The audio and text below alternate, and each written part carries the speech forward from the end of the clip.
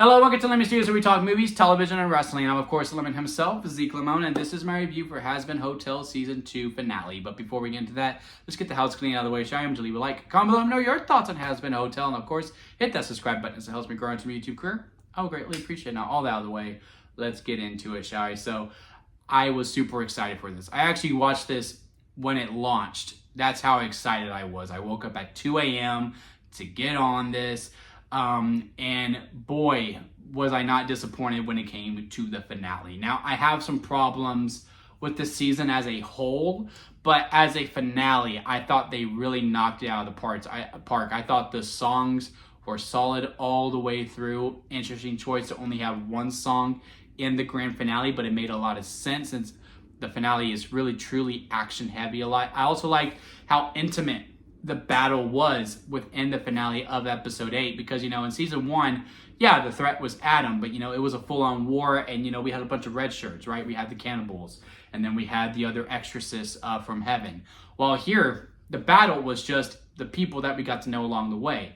It was Fox, it was Velvet, it was Valentino, it was Baxter, it was Nifty, it was Husk, it was Cherry Bomb, it was just a ticking time clock. The battle that was going on in heaven, Pinchas having to make to invent the weapon in order to bypass the server so that he could get on the screen.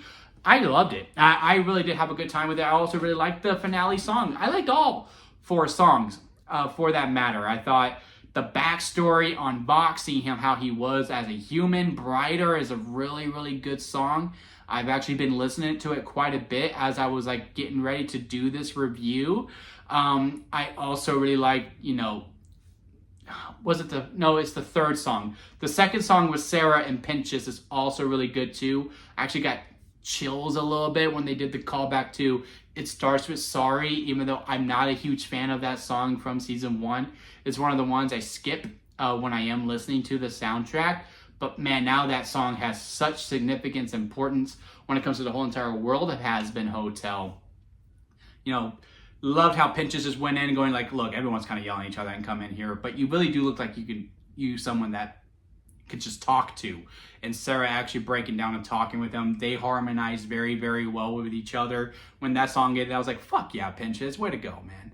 The Pinchas just continues to level up for me, because when he first shows up in season 1, or even episode 0 for that matter, I was like, man, this guy's just so annoying. But as we got through season 1, I was like, man, he's really starting to warm up to me. And then, he goes. I was actually upset that he died. Saw him in heaven. I was actually really happy to see him. Then the premiere of this, again, his backstory was really good. And now here we are. I'm like, fuck yeah, man. You're like the man in a lot of ways.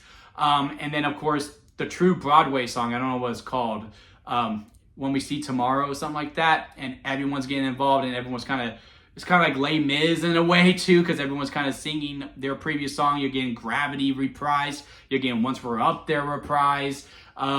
Very, very good stuff. And then the finale of Hear My Hope. Is it cheesy? Sure. I'm not going to disregard that. But man, I was loving the cheese every bit. And I was like, man, the power of friendship really does save the day. And then at the end, Charlie's like, the power of friendship saved the day. I was like, hell yeah, man. And everything we did with Alistair too, because I've been saying it since last week. He's playing chess while everyone else is playing checkers. And how it became the fruition of, okay, I need to get Charlie here. Okay, this is the plan. I get Charlie here, and then if she admits that he's the strongest sinner, then I break free from, I don't remember her name, but then all he has to do is touch her, which I know he's going to do at some point. Then I'm free from him, and then they start battling. It was badass. Alistair just continues to be one of my favorite characters. I am kind of nervous he is going to be the villain of season 3 though. Because again, during Hear My Hope, he's like, what does it matter to me? They can sit. I'm not going to go help him. There is a part of the way that he was like, he knew she would show up, and that's how he could strike a deal.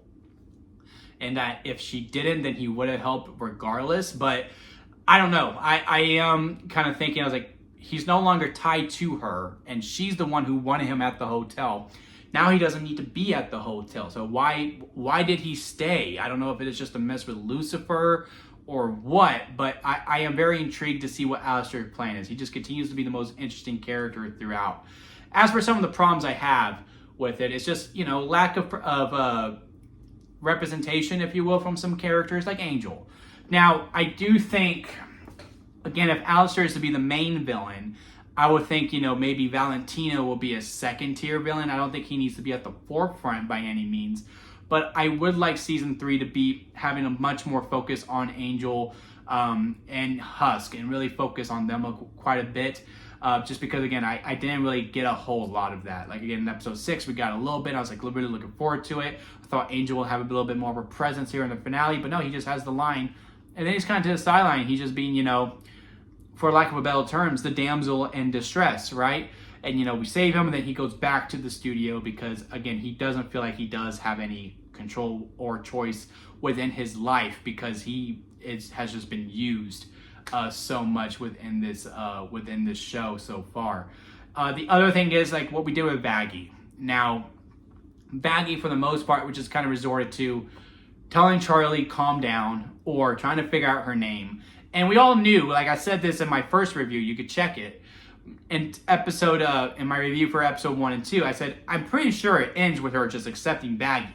But I thought we would go a much longer way until we got, not a much longer way, but I thought we would have a scene with her or a song with her to be like, no, I am who I am. It doesn't matter that a prick gave me that name. This is me. I love my name. I'm taking ownership of it. Vaggie is my name. It's just the way that it was presented. I wasn't the hugest fan of. But yeah, and then of course Lilith is finally going to come by and say hi in season 3. And I think that's part of my problem too, which isn't fair. Because as a TV show, you should always want to leave them wanting more, right? Even if you are a finale, especially if you know you're greenlit for season 3. Because season 1, which I still prefer season 1 overall to season 2, I think I like more songs from season 2 from season 1, but as a story, I think I like season 1 more than season 2, simply because I feel like there was a beginning, a middle, and an end when it came to season 1, but they did leave it open for us to come back. While here in season 2, it felt pretty prevalent that they were leaving things open because they knew they were going to come back for a season 3. Now, I know we're greenlit up to season 4. I'm not sure how that went. I don't know, season 1 was so successful. They're like, here's 3 more for you. Or maybe they got greenlit for the season 2. They saw the progress on it, hey, this is some good stuff. Okay, you can have your 3, and we're going to go ahead and greenlight you for 4 too. And then that opened up the writing book a little bit more for them to leave some things open-ended. But yeah, this one, even though there is an ending, right? Vox gets defeated. He gets humbled. Everyone kind of lives, which I'm glad. I'm glad Vox didn't die. I'm glad we'll be able to see him in season 3. But, they just left a lot of things open. Like Lou, we have this amazing song with Defining Gravity. Then it really doesn't go anywhere until we get to the finale here. And, again, it's just kind of washed over in some ways, Alistair not being as much of a focus, Angel Dust not being as much as a focus. It's like, well, we can get back to them as season 3. Again, I still overall enjoyed the season. I had a lot of fun with it. I thought the songs were really, really good. And I think this finale really, really knocked it out of the park. I had so much fun. I did not regret waking up at 2 a.m. whatsoever and watching an hour of this. It flew by in a lot of ways. I stayed awake. I wasn't fighting to stay awake by any means. But yeah, just as a season overall, I do have some problems within it. But again, I don't think it's fair for me to have those problems because as a TV show, you should always want to leave things open so that you can keep your show going for however long that you want it to go, which I heard they want to go 5. So they need one more green light in order to tell the story that they truly, truly want to tell. So yeah, those are my thoughts on this second season of Hazbin Hotel. Love this show. Can't wait to get back into it. Loving the whole entire world. I mean, I've watched Helva now, and I really enjoyed that. Hopefully, we can start seeing those characters mingle a little bit more. I would love to see a Hazbin Hotel episode, and then, freaking Millie and, oh crap, I forgot the husband's name. Fudge! But, Blitz showing up would be really cool to see this.